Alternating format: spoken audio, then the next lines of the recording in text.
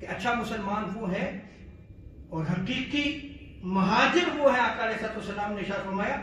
کہ جس نے ان کاموں کو چھوڑ دیا جن سے اللہ تبارک و تعالیٰ نے منع فرمایا ہے۔ یعنی اچھا مسلمان وہ ہے جو مہاجر بن جائے، ہجرت کرنے والا بن جائے۔ ہجرت کیا کرے کہ وہ گناہوں کی زندگی کو چھوڑ کے نیکی کی طرف آ جائے، اطاعت کی طرف آ جائے، اللہ اور اس کے رسول کی اطاعت کی طرف آ جائے، اللہ اور اس کے رسول کی تعلیمات کی طرف آ جائے، قرآن و سنت اوڑھنا بچھونا اس کا بن جائے، وہ مہاجر بن جائے، برائیوں کو چھوڑ دے، نیکیوں کی طرف آ جائے،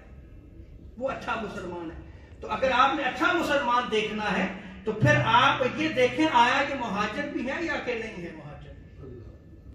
کیا اس نے ان برائیوں کو چھوڑ دیا ہے جس سے اللہ تبارک و تعالیٰ نے اسے منع فرمایا ہے، قرآن ہے، جسے آقا علیہ السلام نے منع فرمایا، احادیث مبارکہ ہیں۔